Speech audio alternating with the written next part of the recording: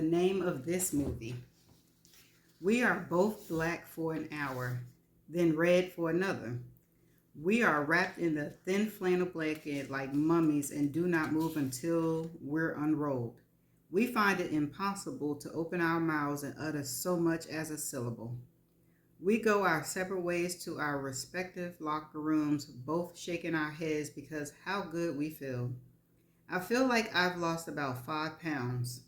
My white towel is wrapped around my head like a turban, and my arms are so limp I can't tie the sash on my white robe. I sink into a wicker chair and slowly inhale the scent of eucalyptus. I don't think I exhale. Why haven't I driven over here and done this more often? And Wanda too, instead of spending so much time at those stupid outlets. But I don't want to think about Wanda right now, although I know she's going to freak out when I tell her what has happened to me in the past 48 hours. I'll bet my cell phone has thousands missed calls and 2,000 texts. Excuse me. Hold on a second. Sorry. When I finally open my locker and look down at it, I see I wasn't far off the mark. Her last text says, "Birthday huzzy, are you alive? Did you get kidnapped? That Stanley looks pretty damn good. I liked him. He's not scared of you, which means he's not going to take your shit. He's the one. Nelson and I have a bet going on at how long it's going to take to make it legal. He gives it a year. I give it 3 months. And I don't like losing bets to Nelson. He never pays. Anyway, you knock the door down and call when you come up for air." I drop the phone back inside my purse and do my best to get dressed as fast as possible. When I look in the mirror, I notice that my hair has crinkled into a wild afro, and I don't have the strength to pull or stretch it into a ponytail. I opt for lip gloss versus the scarlet and make my way out into the lobby, but I don't see Stan until I look outside. He's sitting in one of those 80s wicker swings. I sit close to him and we both just start swaying. "So, Miss Georgia, I'm curious about this train ride you're supposed to be taking." I look at him like this couldn't possibly be the first thing on his mind after what we just experienced. "Why a train?" "Because I saw it in a movie and I've had a fantasy about taking a long train ride ever since. So tell me, Miss Georgia, where are you planning on going, and for how long, and when?" "Take your time answering." "You are extremely nosy." "I'm just curious." "First of all, I'm going alone." "You don't say." "I love it. So where to?" "Well, from here to Vancouver on Amtrak's Coast Starlight, and then I change to Via Rail Canada, and maybe spend the night in Vancouver, and then travel all the way across to Montreal and down to Toronto, and then New York City, where I'd shop and go to a few museums if I have any energy left, and then get on a giant bird and fly back to the Bay Area." "Wow, that sounds very cool. So how long does this take?" "It depends. It could take as little as 6 days up to 12. I haven't decided yet if I want to spend the night in Vancouver, because I can do a hop on hop off thing on a train if I want to see the sights, excuse me, along the route, like Edmonton and Winnipeg. This sounds like a great adventure. Sometimes it's good to experience some things alone." "I'm glad you get it. I think it speaks about volumes about you. So many people wouldn't dream of doing something like this. I don't want to say women because that would be sexist, but give me a pass this one time. Why Canada?"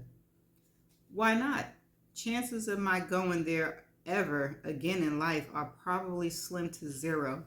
And also because it's breathtakingly beautiful and it's easy to get to from here. So why do you want to do this? I know it's not just because you saw it in a movie. Spill it." because I want to relax and read and think and dream and imagine my future. And maybe the train ride and the scenery will help me see what's possible during the last third of my life. I want to talk to strangers, look out the window for miles and see everything from the ocean to the mountains speed by. I really think of it as a kind of a long, meditative prayer that I hope will help me not worry about the end of my life, but encourage me to keep trying to live it more like it's a verb instead of a noun. I like that. He holds his fist out and I press mine against him. That's right. I still think I may have said too much, but he asked, "If you think you wouldn't mind some company along the way, you let me know. I'd love to catch up on some reading." We'll see. Like I said, I don't have a firm date yet.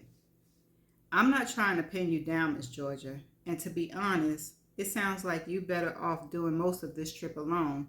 So you let me know if and when you figure out when you're going to get to Toronto.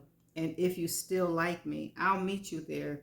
And maybe you can hang out with me in Manhattan for a few days. How's that sound?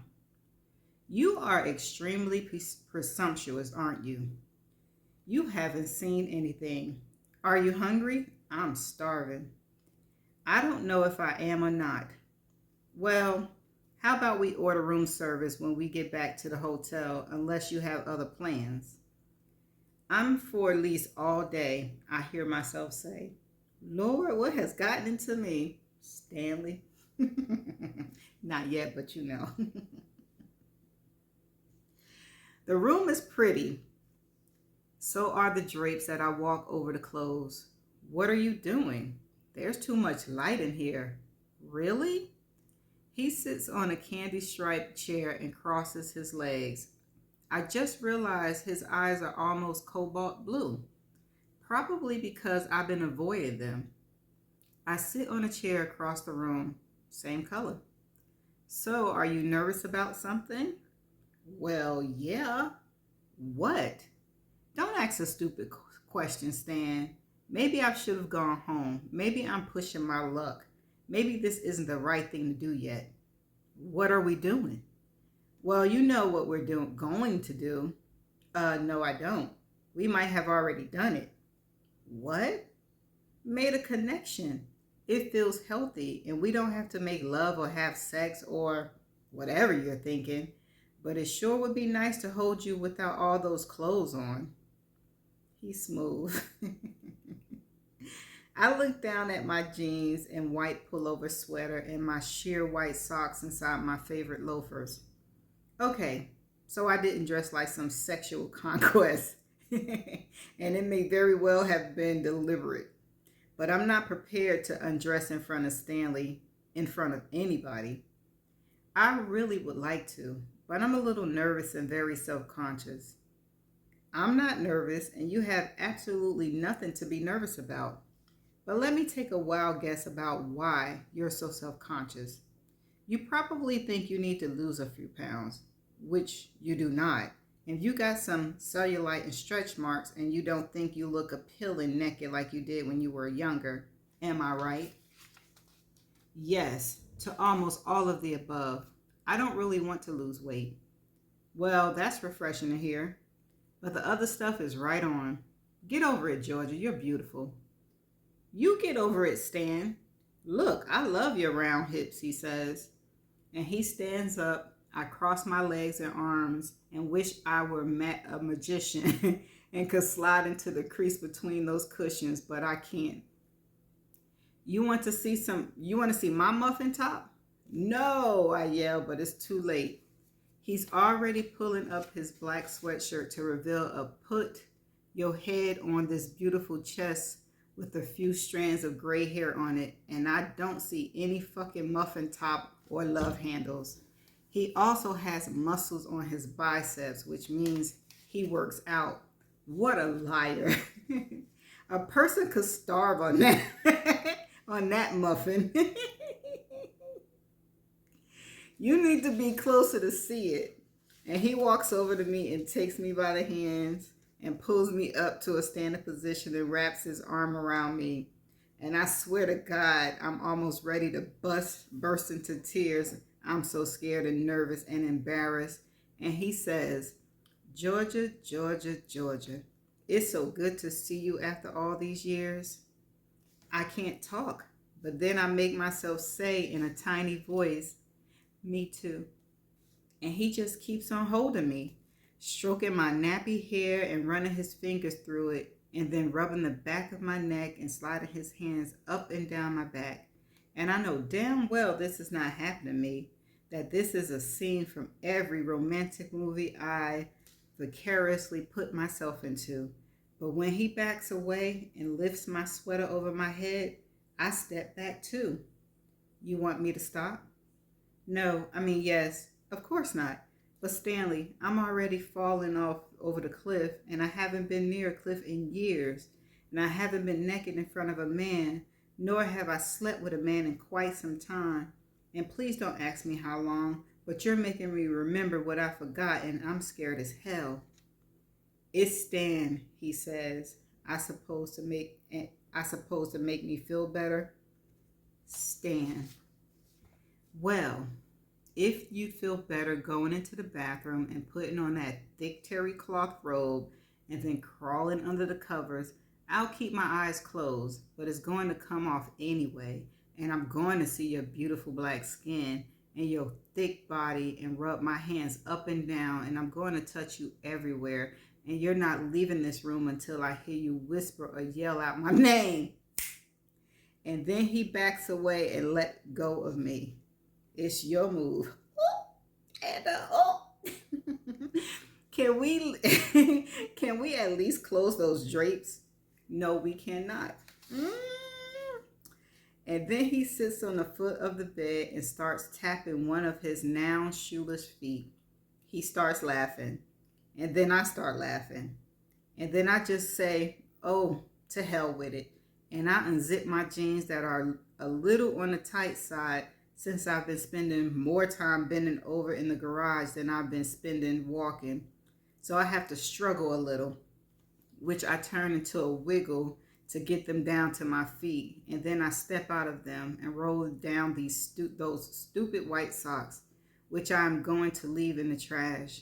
And then Stan gets up, walks behind me, unhooks my bra, and take both of these 36 Ds into his hand and massage them like they're supposed to be massaged. He turns me around, kisses me on my forehead again, and says, you are one hot mama. And we both laugh as I walk over to the bed and try to slide under the covers as smoothly and as sexily as possible. But I get a little tangled up when he drops his jeans and my eyes grow wide. And now I remember what he gave me back in the day. And he walks over and slides under the sheets and put his arms around me. And he takes me on a slow train ride until I hear myself yell out his name 3 or 4 times. And he softly whispers, oh, Georgia, in my ear. Then he wraps his arms around me and I'm in a cocoon. And when we wake up, it's dark outside, but daylight in here. So, let me know how soon your train ride is, or if you like to come to New York before then. What makes you think I want to come to New York? I wish he would let me get out of this bed, but he is not letting me go. And if it were possible for me to move in, live under these sheets with him, I would just have room service every single day for the rest of my life and be happy. Because you like me. And I live in New York. True. Wait, what's the name of this movie? Georgia and Stan, excellent adventure that will last for a lifetime. How's that? As long as it's in high definition, I might sit in the front row. I just want you to know I'm not perfect, he says, after we shower and get dressed. But you won't have to ever consider having me committed. My feet are firmly planted on the ground. Well, I am perfect, and I can't help it. I say, trying my hardest not to even snicker. Okay, he says. So let's be clear about this. We're not love struck teenagers or 20 somethings. We're middle aged adults, right? I suppose I say. I've been lonely a long time. If you want to know the truth, he says. Well, that makes two of us. We've got a chance to remedy that, you know. But what if we don't like each other? I already like you, and you like me, so stop pretending you don't. We've only got about 20 or 30 years left, so let's not blow it. It's been 2 days, Stan. Yeah. How long is it supposed to take? That's the end of this chapter. Okay. I got some chuckles out of it. These are laughing tears, not sad or touching tears. It was funny because when I laugh I cry. But that chapter was really funny. I like it. I like how it's very tasteful. It's so tasteful. I love it. Just let your mind go, your imagination go. It's very tasteful. And she is falling for Stan. Stan ain't no joke. Like Wanda said, he's the one. And they got a bet. So what y'all think? Do you think they're going to get together in 3 months like Wanda says, or Nelson says a year? We shall see. So I'm going to see y'all in the next chapters. Bye.